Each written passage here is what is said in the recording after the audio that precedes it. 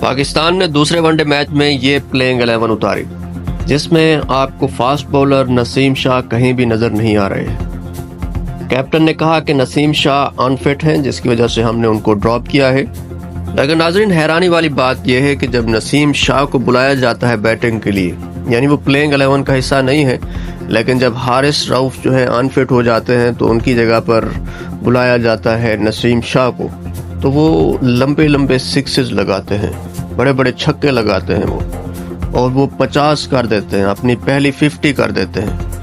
آپ نے کہا وہ ان فٹ ہے۔ ایک ان فٹ پلیئر آ کر آپ کو 50 پلس سکور کر کے دے رہا ہے، یہ کس طرح کا ان فٹ پلیئر ہے؟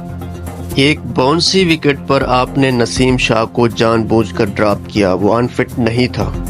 آپ نے کہا کہ وہ ان فٹ ہے، لیکن اس نے بیٹنگ میں آ کر بتایا کہ میں ان فٹ نہیں ہوں۔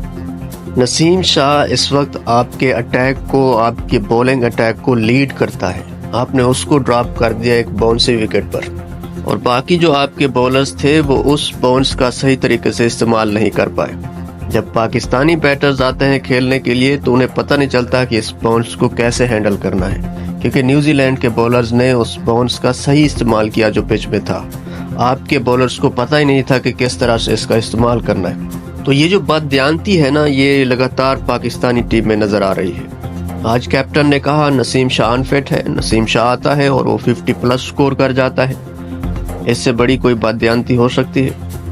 اس سے پہلے آپ نے کہا کہ امام الحق ان فٹ ہے، ایک میچ کے بعد وہ فٹ ہو جاتا ہے اور واپس آ جاتا ہے۔ پھر عثمان خان ان فٹ ہو جاتا ہے۔ پہلے میچ میں آپ نے 4 بولرز کھلائے، 5واں آپ کے پاس پارٹ ٹائمر بولر تھا اور آپ کو خوب مار پڑی پہلے میچ میں اور آپ اسی وجہ سے میچ ہار بھی گئے تھے۔ دوسرے میچ میں آپ کے پاس ایکسٹرا آپشنز تھے، ایکسٹرا آپشنز ہونے کے باوجود آپ نے ان کو استعمال ہی نہیں کیا کیپٹن صاحب۔ جب آپ کے بولرز کو، جس میں محمد وسیم جونیئر اور حارث رؤف شامل ہیں، ان کو مار پڑ رہی تھی تو آپ کے پاس جو ایکسٹرا آپشن تھا اس سے کچھ اوورز نکالنے چاہیے تھے۔ لگاتار آپ جھوٹ بولتے ہیں اور بددیانتی دکھاتے ہیں اور اپنی نااہلی بھی دکھاتے ہیں، اس طرح سے آپ کیسے جیت پائیں گے؟ اور اگر بیٹنگ لائن اپ کی بات کی جائے تو آپ کی بیٹنگ لائن اپ آج سٹرونگ تھی۔ آپ کے پاس امام الحق بھی تھے، آپ کے پاس عبداللہ شفیق بھی تھے، آپ کے پاس بابر اعظم، رضوان، سلمان علی آغا، یہ 5 بیٹرز آپ کے ڈبل فگر میں داخل نہیں ہو پاتے۔ ایسا لگتا ہے کہ یہ کوئی ٹیسٹ میچ ہو رہا ہے انگلینڈ میں، جہاں پر پچ میں اتنا زیادہ باؤنس ہے کہ ان سے ہینڈل نہیں ہو پا رہا، یا پھر یہ پہلی مرتبہ نیوزی لینڈ میں جا کر کھیل رہے ہیں، یا پھر یہ سلپ میں پریکٹس کر رہے ہیں کیچز کی، کیونکہ آپ کے پہلے 3 بیٹرز جو ہیں وہ سلپ میں آؤٹ ہوئے تھے۔ پچ وہی تھا، سیم پچ تھا، اسی پر نسیم شاہ آ کر، جو کہ آپ کا 12واں کھلاڑی ہے، نسیم شاہ آ کر 50 پلس سکور کر دیتا ہے۔ فہیم اشرف 73 کر دیتا ہے، جن کو آپ لوگ کچھ بھی نہیں سمجھتے ہیں۔ کنگ بھی آپ ہیں، توپ بھی آپ ہیں، سب کچھ آپ ہیں، لیکن کارکردگی میں آپ لوگ زیرو ہیں۔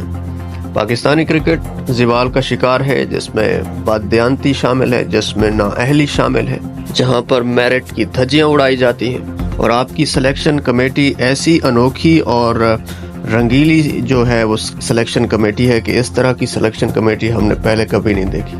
اس میں ایک امپائر کو آپ نے ڈال دیا، علیم ڈار کو، اسد شفیق، اظہر علی، یہ کون لوگ ہیں؟ اسد شفیق ابھی بھی کرکٹ کھیل رہا ہے یا وہ چھوڑ چکا ہے معلوم نہیں ہے۔